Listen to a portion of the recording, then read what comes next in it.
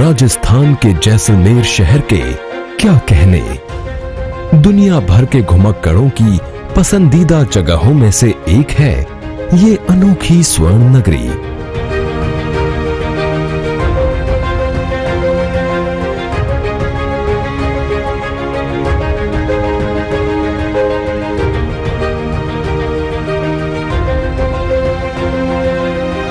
सुबह होते ही यहाँ गाढ़ीसार तालाब में पक्षियों ने चहल पहल शुरू कर दी है।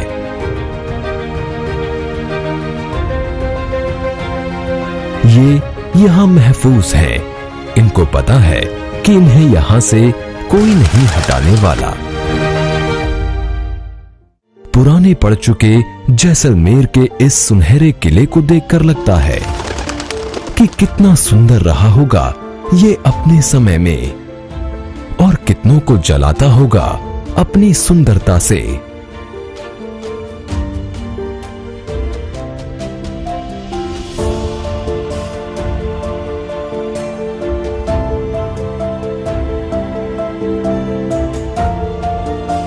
लेकिन जैसलमेर जैसे शहर तो किसी बड़ी तस्वीर का छोटा सा हिस्सा भर ही है।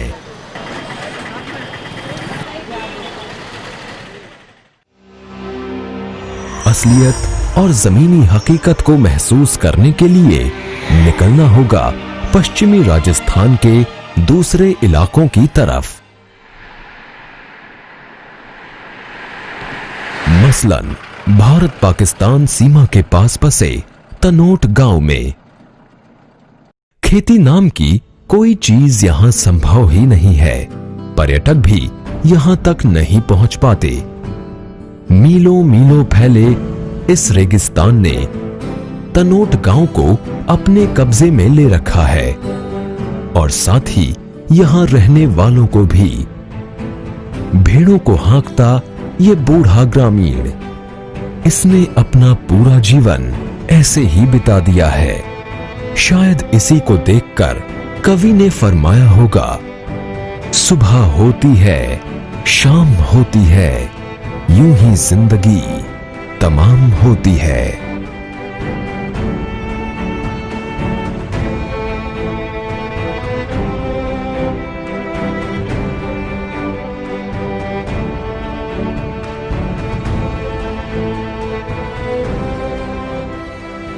जैसलमेर और बाड़मेर जिलों में फैले ज्यादातर गांवों की यही कहानी है। पुराना रिश्ता रहा है यहाँ के लोगों का गरीबी और मजबूरी के साथ, और ये रिश्ता जल्दी टूटता दिख नहीं रहा है।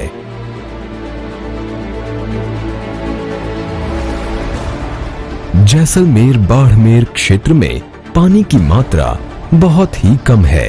यहाँ ज्यादातर किसान खेती के लिए बरसात के पानी पर निर्भर है। 60 के दशक में यहाँ आई इंदिरा गांधी नहर परियोजना।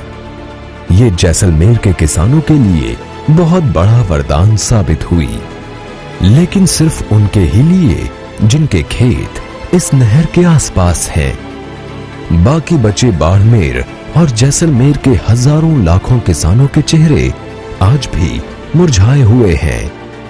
इनके लिए तो बरसात किसी त्योहार की तरह कुछ दिन की खुशी ही ला पाती है। सभी ही तो उलझे हुए हैं यहाँ इस बेरहम दिन रात की कश्मकश में। 50 बीघे जमीन के मालिक हाजी नूरे खान अपनी खेती इंदिरा गांधी नहर के पास बसे गांव किचड़ी में कर रहे हैं। सरकार को एक ही करना चाहिए, एक तो पानी की मजबूती करके ज्यादा से ज्यादा छोड़ना चाहिए। दूसरा सर जी, सरकार को शुभ नजर से इसकी केयर करनी चाहिए कि भाई किसान के पास पानी नहीं पहुंचा कि नहीं पहुंचा, अगर इसका खाला सही है कि नहीं है, स्कूल में बच्चों के लिए पढ़ने के लिए है कि नहीं है, गांव के अंदर रोड है कि नहीं है, ये सब चीज़ों की देखने की बहुत ज़रूरत है।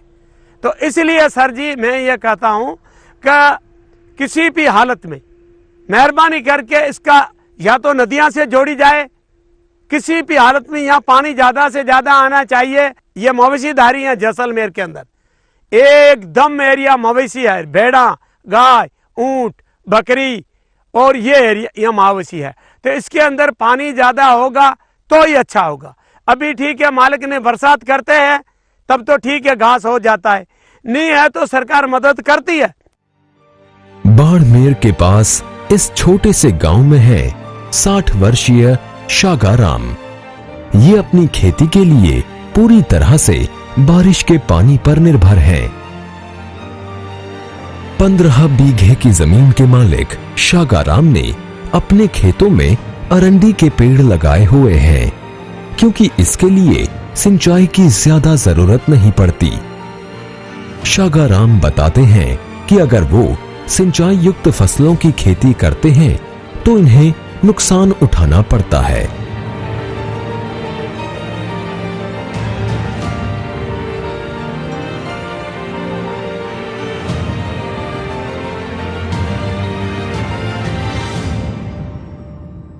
ये अच्छा जमाना आता है, बारिश पड़ती है, राम राजी होता है तो सब कुछ होता है। अभी बरसात की कमी है कि हो जाती है तो फिर नुकसान हो जाता है, काश्तकार बिल्कुल मंदे पड़ जाते हैं। और मालिक राजी हो जाता है, बरसात 3 पड़ती है तो अच्छा जमाना होता है, नहीं तो फिर क्या फायदा होता है। तो मवेशी बहुत तंग रहेगी और जमाना काल पड़ता है, यहाँ बहुत मवेशी की तकलीफ रहती है। यहाँ मवेशी में कोई बीमारी पड़ जाती है तो काश्तकार परेशान है। अगर बरसात 3 कर दे अच्छी तो हम खुश हो जाओ, पैदाश हो जाए अच्छी, और नहीं तो फिर कहाँ होगी। वो इतना फसल हो गया उसके बाद नष्ट हो जाती है। कहते देखती हूँ भगवान समय के बरसात हो जाए, अच्छी तरह में बरसात हो जाए, और ऐसे करके करके वो टाइम खत्म हो जाता है। फिर कोई चारा चूरा कोई भरी 2 भरी होता है और क्या होता है, वो तो नुकसान ही होता है। तविया का भाव है, कल्टी का भाव है, महंगाई का टाइम है। पर ऐसा भी नहीं है कि चुनौतियों ने यहाँ सभी को दबा दिया हो।